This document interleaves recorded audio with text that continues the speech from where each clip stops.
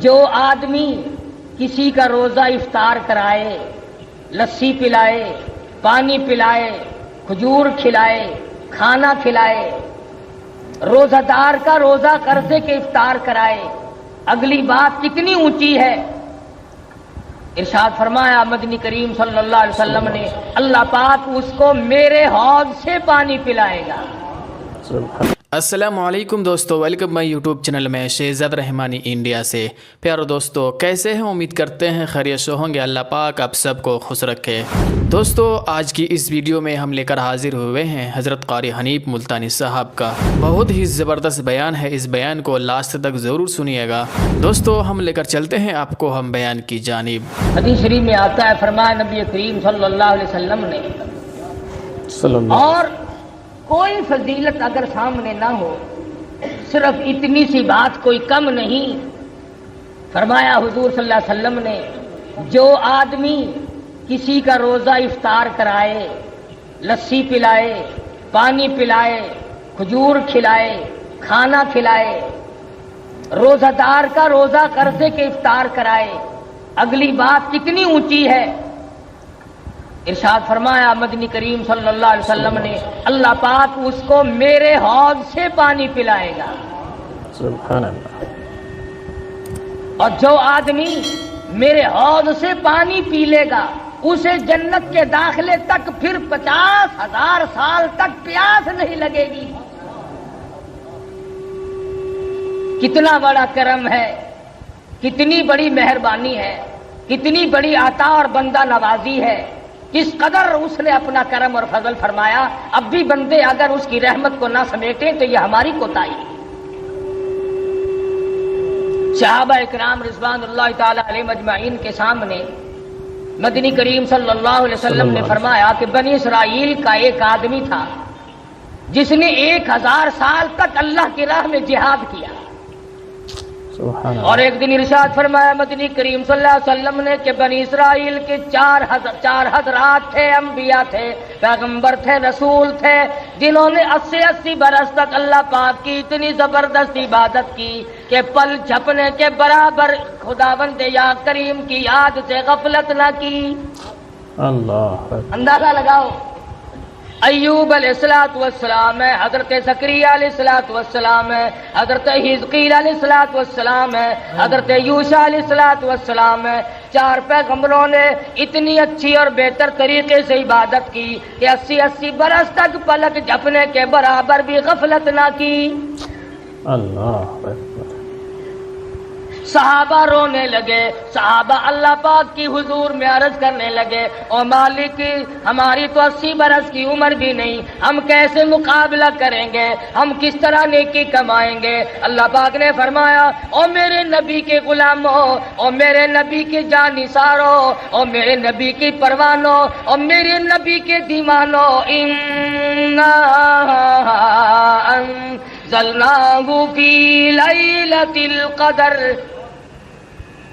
او میرے نبی کے غلاموں، میرے بندوں، میری توحید کے پرستاروں، مجھ خدا کو وحدہ لا شریک ماننے والوں، میرے دروازے پہ دستک دینے والوں، مجھے حاجت روا سمجھنے والوں، مجھے مشکل کشا ماننے والوں، آؤ میں تمہیں ایک رات ایسی عطا کرتا ہوں جو 1000 مہینوں سے بہتر ہے۔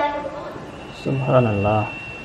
وما ادراک ما لیلۃ القدر، تمہیں کیا معلوم ہے وہ کیا چیز ہے، وہ کتنے شوق بھری چیز ہے، لیلۃ القدر کیا ہے؟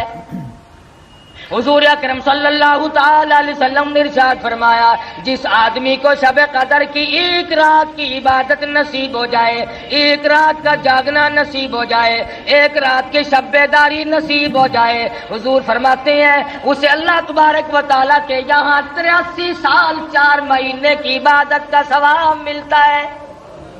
سبحان اللہ۔ کیا ٹھکانہ ہے اس کے کرم کا؟ وہ تو اتنا دینے والا ہے، تو لینے والا بن۔ جوانی دی، دولت دی، اولاد دی، خوبصورت بیوی دی، عزت آبرو عطا فرمائی، صحت و تندرستی بخشی، ایمان کی دولت عطا فرمائی، کلمے کی دولت عطا فرمائی، قرآن کی دولت عطا فرمائی، امام الانبیاء محبوب کبریا حضرت محمد مصطفیٰ صلی اللہ تعالی علیہ وسلم کی رسالت اور ختم نبوت کی دولت عطا فرمائی۔ اللہ کتنی بڑی دولت ہے۔ صحابہ اکرام کو ان چیزوں کا پتہ لگا، وہ جانتے تھے، انہیں معلوم تھی قیمت ان چیزوں کی۔ آج ہم رمضان کی قیمت کیا جانے، آج قرآن کی قیمت جاننے والے لوگ قبروں میں جا کے سو گئے، اللہ ورنہ وہ اتنا دینے والا ہے، ساری ساری رات صدائیں کرتا ہے، مناجات کرتے ہیں، دعا کے بدلے میں آواز آتی ہے، اور سے عظیم کی اٹھانے والے فرشتوں، اب تم یہ کام چھوڑ کر روزہ رکھنے والوں کی دعاؤں پہ آمین کہو۔ سبحان اللہ۔ تو یہاں جھوپڑی میں روزے رکھ رہا ہے، تو یہاں کچے کوٹھے میں روزے رکھ رہا ہے، تو اس بستی اور کنویں پہ بیٹھ کر کے روزے رکھ رہا ہے، عرش عظیم کو اٹھانے والا فرشتہ عرش کرسی پہ بیٹھ کر تیرے لیے بخشش کی دعا کرتا ہے۔ سبحان اللہ۔ کس قدر اللہ پاک کا کرم ہے، کتنی بڑی کریمی ہے۔ اب بھی اگر تو نہ چاہے تو تیری کوئی اس میں خطا ہے، تیری اس میں کوئی غلطی، اپنی کو تسلیم کر، ورنہ وہ تو اتنا دیتا ہے، تیرے کرم سے بے نیاز اور کون سی شے ملی نہیں، اور جھولی ہی میری تنگ ہے پر تیرے یہاں کمی نہیں۔ تو بڑا دینے والا ہے، تو نے ساری جان کو دیا، تم نے جس کو دینا چاہا تو عزت عطا کر دی، اور جس کو تو ذلیل کرنے پہ آئے تخت شہنشاہی سے اتار کے پھینک دے۔ بے شک سبحان بے شک۔ فرمایا تنزل الملائکۃ والروح فیہا بإذن ربہم من کل امر سلام۔ شب قدر والی رات میں آسمان سے فرشتوں کی قطار اترتی ہے، لگاتار فرشتے اترتے ہیں، جبریل امین تشریف لاتے ہیں، حکم ہوتا جبریل جاؤ مقبول ترین فرشتوں کو لے جاؤ، اس رات میں جو ہاتھ دعا کے لیے اٹھے ہوئے ہوں ان ہاتھوں سے جا کر مصافحہ کرو۔ سبحان اللہ۔ فرشتے تلاش کرتے ہیں دعا کرنے والے ہاتھ کہاں ملتے ہیں۔ تنزل الملائکۃ والروح، فرشتے اترتے ہیں، جبریل امین تشریف لاتے ہیں۔ بعض علماء کا قول ہے فرشتوں کی ایک جماعت آتی ہے، بعض علماء نے لکھا سیدنا عیسیٰ علیہ السلام اترتے ہیں، جاؤ امت محمد الرسول اللہ صلی اللہ علیہ وسلم کے اعمال دیکھ کے آؤ۔ اللہ حدیث پاک میں آتا اللہ پاک نے فرشتوں کو شب قدر کی رات میں پیدا فرمایا، اللہ پاک نے آدم علیہ السلام کی تخلیق کا مادہ اسی رات میں جمع فرمایا، اللہ پاک نے لیلۃ القدر والی رات میں جنت کو پیدا فرمایا، جنت کو آراستہ فرمایا، لیلۃ القدر والی رات میں اللہ پاک نے جنت میں درخت لگائے۔ سبحان اللہ۔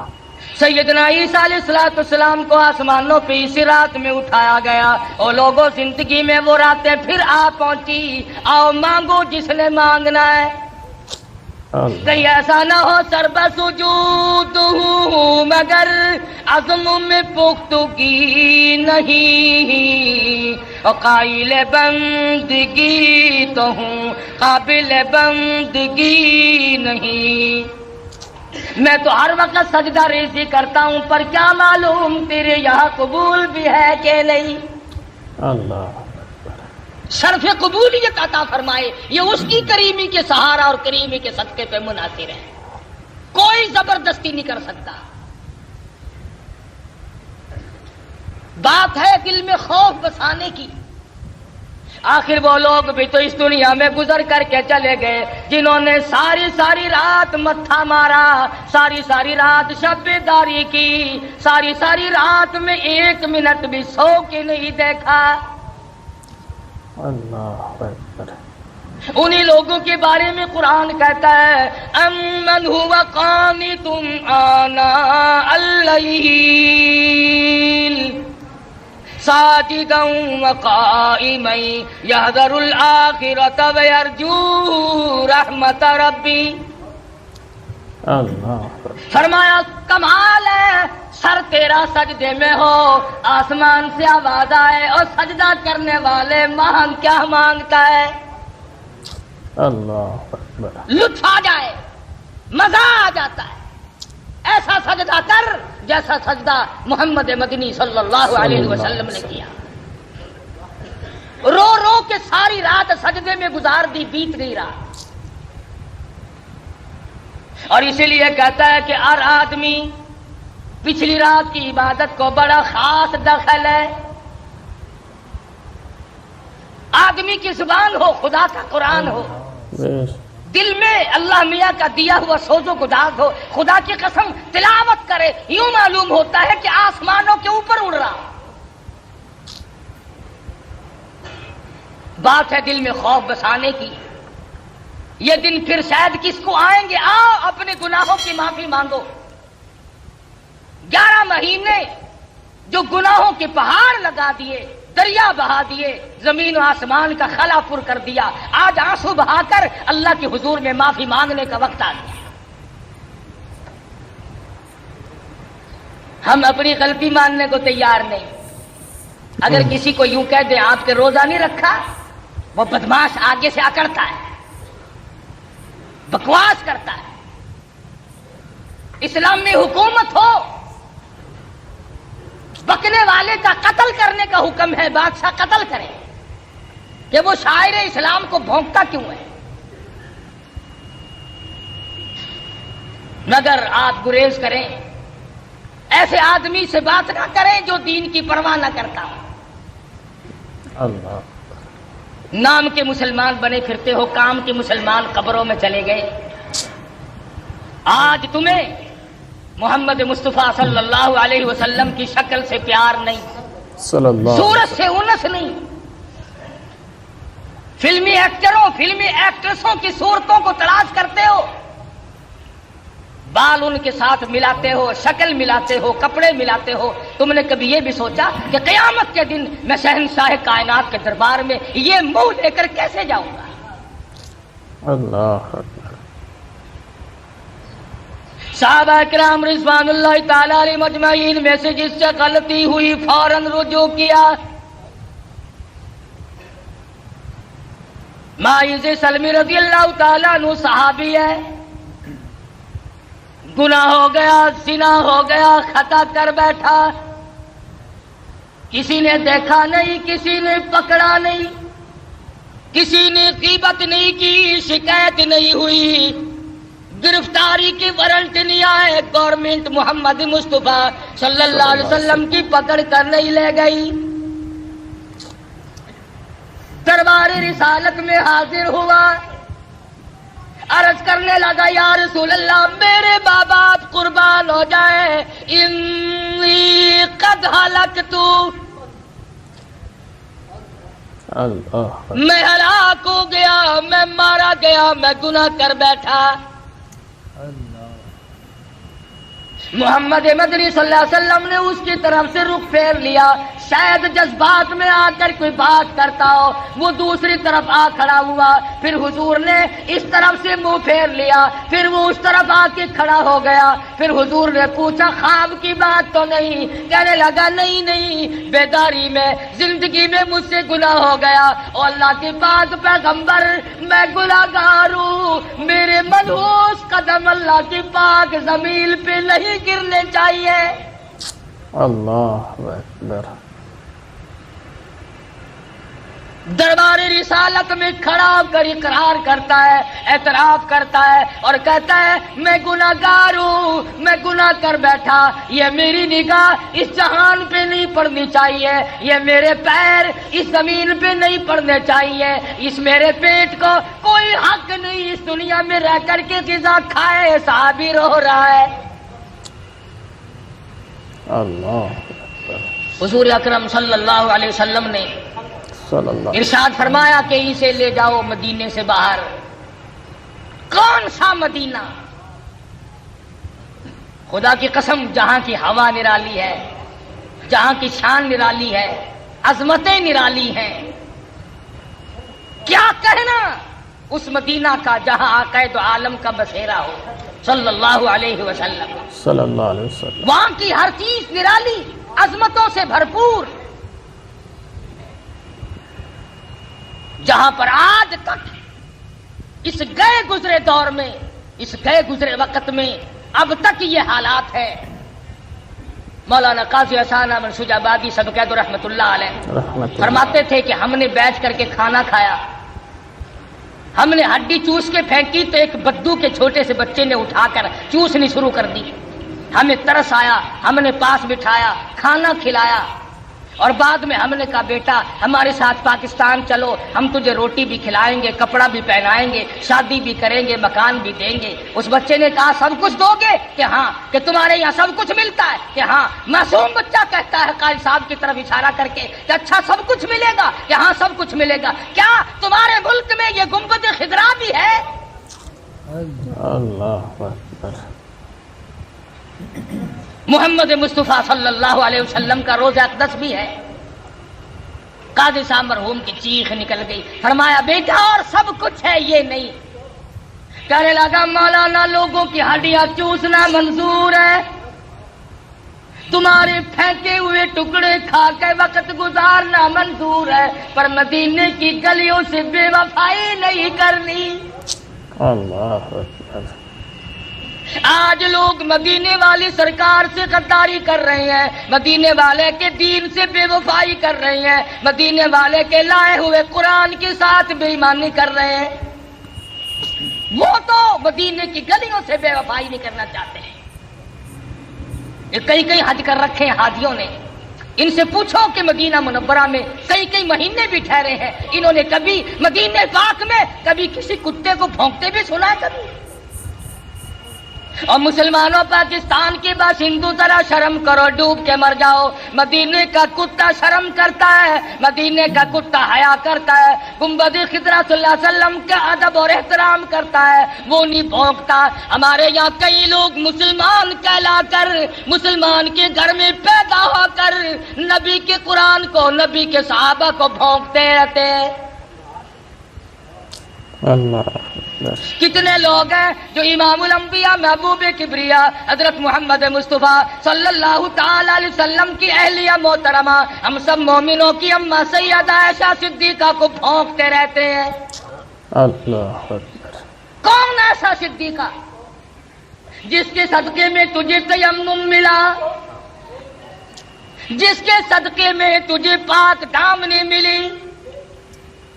ارشاد فرمایا مدنی کریم صلی اللہ علیہ وسلم نے ایسا صدیقہ نہ ہوتی تو دین ناقص رہ جاتا، ادھورا رہ جاتا. اور تو اور جو لوگ ان باتوں کو اٹھاتے ہیں، آؤ تھوڑا سا اشارہ کر دوں. سیدہ عائشہ صدیقہ اور سیدہ فاطمہ الزہرا رضی اللہ تعالی عنہما، ماں بیٹی دونوں ایک جگہ بیٹھی ہوئی ہیں. خاتون جنت فاطمہ الزہرا رضی اللہ تعالیٰ عنہا فرمانے لگی امی جان، خالہ جان، میرا مرتبہ آپ سے بڑا ہے، اس لیے میں پیغمبر کی بیٹی ہوں، آپ ابو بکر صدیق رضی اللہ تعالیٰ عنہ صحابی کی بیٹی ہے. عائشہ صدیقہ رضی اللہ تعالیٰ عنہ فرمانے لگی بیٹی میں تسلیم کرتی ہوں، آپ امام الانبیاء کی لخت جگر ہیں، نور نظر ہیں، آپ پیغمبر صلی اللہ علیہ وسلم کی بیٹی ہیں. ٹھیک ہے میں صحابی کی بیٹی ہوں، لیکن بیٹی ایک بات تو بتاؤ، یہ تم نے خود اپنے ابا سے سنا ہوگا قیامت میں جس کا نکاح جس کے ساتھ ہوگا وہ اس کا دامن پکڑ کر جنت میں جائے گی. فاطمہ الزہرا نے تسلیم کر لیا اور کہنے لگی میں نے اپنے ابا سے یہ بات سنی ہے. پھر عائشہ صدیقہ رضی اللہ تعالیٰ عنہ فرماتی ہیں اے میری بیٹی، اے فاطمہ، پھر یاد رکھو ٹھیک ہے تم پیغمبر کی بیٹی ہو، میں صحابی کی بیٹی ہوں، لیکن یاد رکھو جب جنت میں داخلے کا وقت آئے گا تو حضرت علی صحابی کی انگلی پکڑ کے جائے گی جنت میں امام الانبیاء کا دامن پکڑ جنت میں جاؤں گی. سبحان اللہ. میں نبی کے ساتھ جاؤں گی تو صحابی کے ساتھ جائے گی.